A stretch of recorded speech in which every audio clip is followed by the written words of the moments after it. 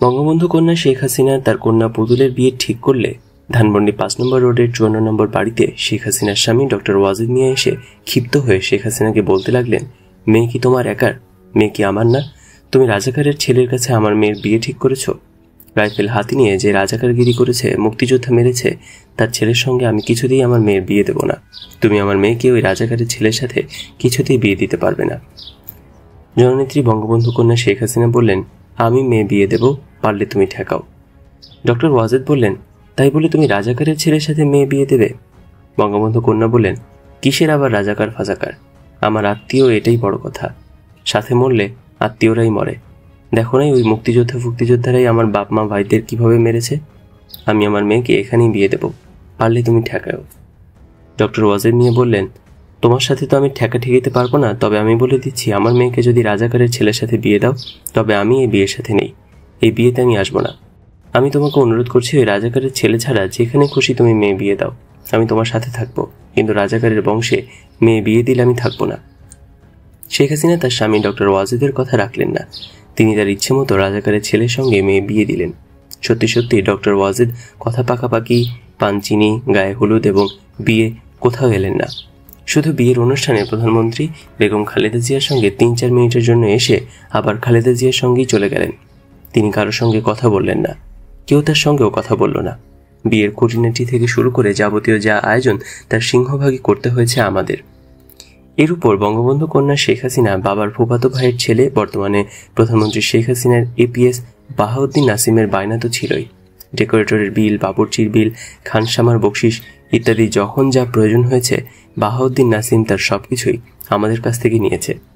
বিয়ের অনুষ্ঠানে বিয়ে পড়ানোর জন্য কাজীর সামনে একটি মাইক লাগানো হয়েছিল।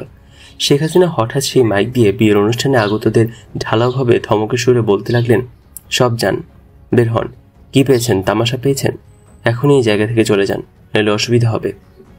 বঙ্গবন্ধু কন্যার মুখে মাইকে এই কথা শুনে উপস্থিত সকলে হতবিহ্বল কিংকর্তব্যবিমূঢ় হয়ে যায় এবং অনেকেই আগামাথা না বুঝে অনুষ্ঠান থেকে চলে যেতে শুরু করলো। ময়না তাড়াতাড়ি জননেত্রীর কাছে এসে এই কথার অর্থ কি জানতে চাইলে শেখ হাসিনা বলেন, দাওয়াত ছাড়াই অনেকে এসেছে, তাদের জন্যই আমি এই কথা বলেছি। এরপর ময়না নিমন্ত্রিত অতিথিদের অনেককে বোঝানোর চেষ্টা করেছে, কিন্তু তাতে কোনো ফল হয়নি। অধিকাংশ নিমন্ত্রিত অতিথি না খেয়ে চলে যায়।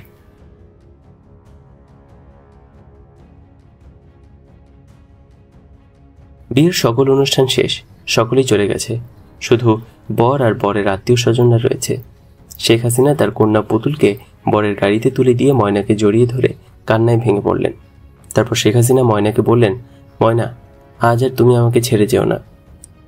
বিয়ের অনুষ্ঠান স্থল সংসদ ভবন চত্বর থেকে শেখ হাসিনার সঙ্গে আমাদের একমাত্র সন্তান 5 বছরের স্বর্ণলতাকে নিয়ে ধানমন্ডি 5 নম্বর রোডের 54 নম্বর বাড়িতে চলে এলাম।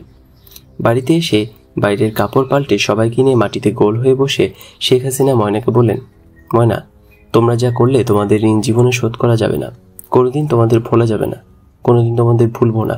আমাদের মেয়ে স্বর্ণলতাকে দেখিয়ে বলেন, ও তো পেটে থাকতেই আমাকে ভালোবাসে।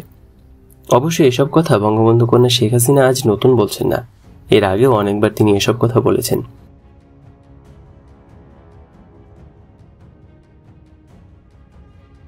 10 জানুয়ারি 1995 জাতির জনক বঙ্গবন্ধু শেখ মুজিবুর রহমানের স্বদেশ প্রত্যাবর্তন দিবস। ধানমন্ডি 32 নম্বরে বঙ্গবন্ধুর প্রতিকৃতিতে পুষ্পস্তবক অর্পণ করে রামমোহন দাসের নামে রেজিস্ট্রি করা লাল রঙের নিশান পেট্রোল জিপে ফিরে আসছেন বঙ্গবন্ধু কন্যা শেখ হাসিনা। তার সঙ্গে তার পাশে বসে আছে তার একজন মাত্র সঙ্গী। ড্রাইভার জালাল গাড়ি চালাচ্ছে। গাড়ি চলছে। ড্রাইভার জালাল শেখ হাসিনাকে জিজ্ঞেস করলো, আপা, মেয়র হানি পেল না ফুল দিতে? শেখ হাসিনা জবাব দিলেন, কে জানে, বঙ্গবন্ধুর প্রতিকৃতিতে ফুল দেওয়ার জন্য ওকে কম ফোন করি নাই, শয়তানটা পাত্তাই দেয় না। 1,37,00,000 টাকা খরচ করে নিমখারামটাকে আমি মেয়র বানিয়েছি। তোমরা তো সব জানো, সবই দেখেছ, সবই করেছ। কত কষ্ট করেছি আমি। আসলে যে দল থেকে একবার চলে যায় তাকে আর দলে নেওয়া উচিত না। ও মেয়র হওয়ার জন্য আমার সাথে বেইমানি করে স্বৈরাচারী এরশাদকে বাপ ডেকে এরশাদের পার্টিতে চলে গিয়েছিল। সেখানে ছ্যাক খেয়ে আবার আমার কাছে ফিরে যখন আসলো, তখনই বেইমানটারে নেওয়া উচিত ছিল না। কিন্তু কি যে হলো, কি মনে করে যে আবার নিলাম। শয়তানটা আমার সাথে এত বড় বেইমানি করবে বুঝতে পারি নাই। বুঝলে কি আর এই কাম করি। বঙ্গবন্ধু কন্যা শেখ হাসিনা 1994 সালের শেষ মুহূর্তে ধানমন্ডির 5 নম্বর রোডের 54 নম্বর বাড়িতে উঠেই 1995 সালের জানুয়ারির প্রথম থেকেই জোরসোরভাবে লাগাতার আন্দোলন সংগ্রাম, হরতাল, পদযাত্রা ইত্যাদি শুরু করলেন। দুপুর 2টায় টঙ্গী থেকে মহাখালী পর্যন্ত পদযাত্রা শুরু হলো, অর্থাৎ টঙ্গী থেকে সবাই পায়ে হেঁটে মহাখালী যাবেন। মহাখালীতে মঞ্চ তৈরি করা আছে। পদযাত্রা শেষে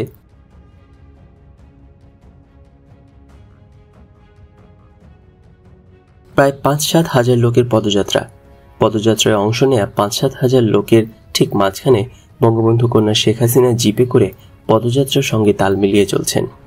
পদযাত্রার মাঝে মাঝে গোটা 20 রিকশায় মাইক বেঁধে নানা ধরনের স্লোগান দেওয়া হচ্ছে। জানুয়ারি মাস, শীতের বেলা, হাঁটতে খুব একটা খারাপ লাগছে না। দুপুর গড়িয়ে বিকেল হবে। হঠাৎ একটি মাইকে বলা হলো, বঙ্গবন্ধু কন্যা শেখ হাসিনা এখন আসরের নামাজ পড়ছেন। সঙ্গে সঙ্গে সবগুলো মাইক থেকে বলা শুরু হলো, বঙ্গবন্ধু কন্যা এখন আসরের নামাজ পড়ছেন। ঘড়িতে তখন বাজে 3:15। প্রেসিডিয়াম সদস্য তোফায়েল আহমেদ বললেন, আরে থামো থামো, এখনো আসরের ওয়াক্তই হয়নি, একটু পরে বলো। এই কথা শুনে সব নেতারা হাসাহাসি শুরু করলেন। এদিকে বঙ্গবন্ধু কন্যা নিশান পেট্রোল জিপের বড় বড় জানালার গ্লাস খুলে নামাজ পড়তে শুরু করলেন। আর পদযাত্রার হাজার হাজার পুরুষ লোক জিপ ঘিরে শেখ হাসিনার নামাজ পড়া দেখতে লাগলো। নামাজ শেষ হয়ে গেল, কিন্তু মাইকে নামাজ পড়ার প্রচার শেষ হলো না। প্রায় 1 ঘন্টারও বেশি সময় গোটা 20 মাইকে জননেত্রী শেখ হাসিনা নামাজ পড়ছেন বলে প্রচার করা হলো। অন্য একদিন মোহাম্মদপুর থেকে পদযাত্রা শুরু হয়ে গুলশান আমেরিকান এম্বাসির সামনে গিয়ে বাড্ডায় শেষ হবে।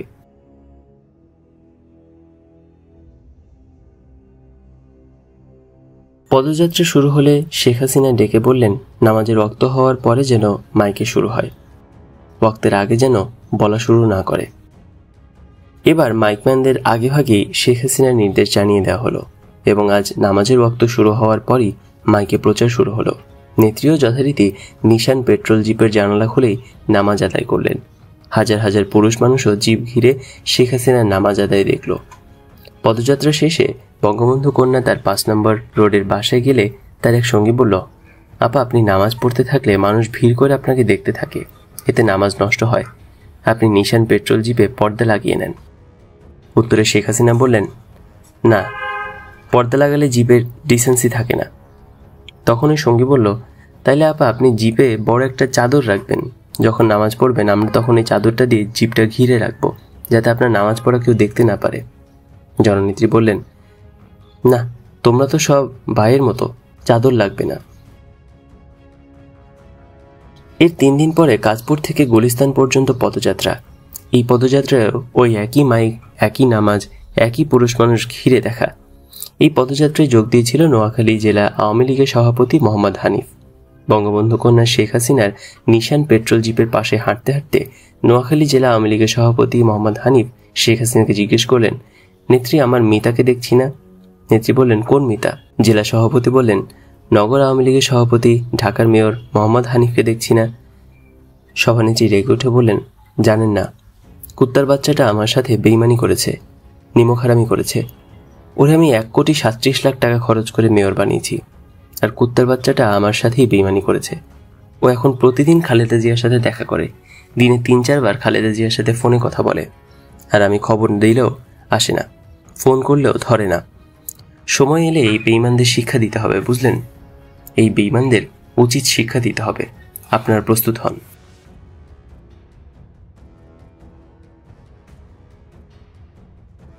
শেখ হাসিনা সারা দেশে লাগাতার 3 দিন হরতাল দিয়েছেন। দোকানপাট খুলবে না, অফিস আদালত, কলকারখানা, স্কুল কলেজ চলবে না, গাড়ির চাকা ঘুরবে না। আগামী 3 দিনের হরতালের ঘোষণা পাওয়ায় ঢাকা শহরের প্রায় অর্ধেক মানুষ শহর ছেড়ে গ্রামের বাড়িতে চলে গেছে। হরতালের প্রথম দিনে বঙ্গবন্ধু কন্যা শেখ হাসিনার বাড়ির মাটির নিচের পানির ট্যাঙ্কি থেকে ছাদের উপরের ট্যাঙ্কিতে পানি তোলার মোটর নষ্ট হয়ে গেলে হরতালের দ্বিতীয় দিনে রাত 8টার সময় নবাবপুর থেকে সিরাজি নামের এক ঢাকাইয়া মোটর মেকানিক নিয়ে যাওয়া হয়। মোটর মেকানিক সিরাজি মোটর দেখে এটা ঠিক করতে 1 দিন সময় লাগবে এবং মোটরটা খুলে নিয়ে যেতে হবে জানালে তাকে মোটর খুলে নিয়ে যেতে অনুমতি দেওয়া হলো। মোটর মেকানিক সিরাজি আওয়ামী লীগের গোড়া সমর্থক। সে শেখ হাসিনাকে একটু সালাম দিতে চাইল। বঙ্গবন্ধু কন্যা 2 দিন থেকে মোটর নষ্ট হওয়ার কারণে ঠিকমতো গোসল করেননি, তার উপর আজ সারাদিন নিচেই নামেননি। এই পরিস্থিতিতে সিরাজি শেখ হাসিনাকে সালাম দেওয়ার ইচ্ছা প্রকাশ করে একটা বিব্রতকর অবস্থায় ফেলে দিল। আবার মেকানিক সিরাজি কষ্ট করে পায়ে হেঁটে এখানে এসেছে। এসব চিন্তাভাবনা করে শেখ হাসিনাকে বলা হলো, মোটর মেকানিক আওয়ামী লীগের একজন কর্মী, সে আপনাকে একটু সালাম দিয়ে যেতে চায়। জননেত্রী সালাম নিতে অস্বীকার করলে তাকে বলা হলো, আপনি সালাম নিলে মেকানিক তাড়াতাড়ি মোটর মেরামত করে দিবে। শেখ হাসিনা বললেন, ওর বাড়ি কোথায়? আমরা বললাম, ঢাকায়। সে বলল, ঢাকাইয়া কুট্টি? আমি বললাম, জি, খাস ঢাকাইয়া। শেখ হাসিনা বলল, ঠিক আছে, দোতলায় ভিআইপি রুমে নিয়ে আসো, আমি হ্যালো বলে দিই। মেকানিক সিরাজি এসে সালাম দিল। শেখ হাসিনা জিজ্ঞেস করলেন, আপনার বাড়ি কোথায়?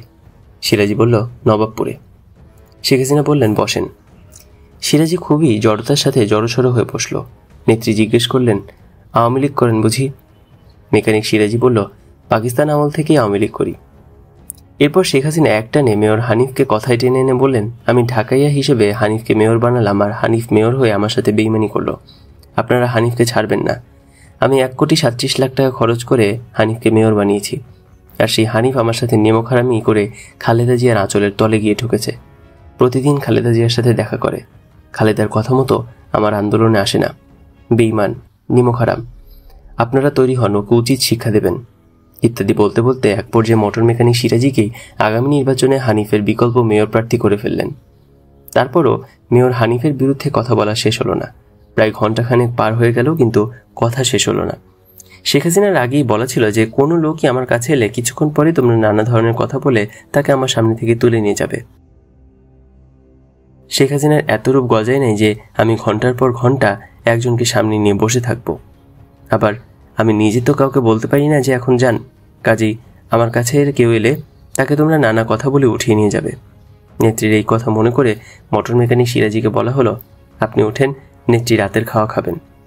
সিরাজি উঠে দাঁড়ালো, কিন্তু শেখ হাসিনা কথা থামালেন না। সিরাজি কিছুক্ষণ দাঁড়িয়ে থেকে আবার বসে পড়ল। দ্বিতীয়বার আবারও সিরাজিকে বলা হলো, আপনি ওঠেন, নেত্রী রাতের খাবার খাবেন। কিন্তু শেখ হাসিনা মেয়র হানিফের বিরুদ্ধে কথা বলা শেষ হলো না, তিনি বলতেই থাকলেন। মেকানিক সিরাজি উঠেও আবার বসে পড়ল। বঙ্গবন্ধু কন্যা মেয়র হানিফের বিরুদ্ধে মশগুল হয়ে কথা বলছেন। মিনিট 10 পর সিরাজিকে তৃতীয়বার বলা হলো, আপনি ওঠেন, নেত্রী ভাত খাবেন। সঙ্গে সঙ্গে শেখ হাসিনা বলে উঠলেন, আমি খাইছি।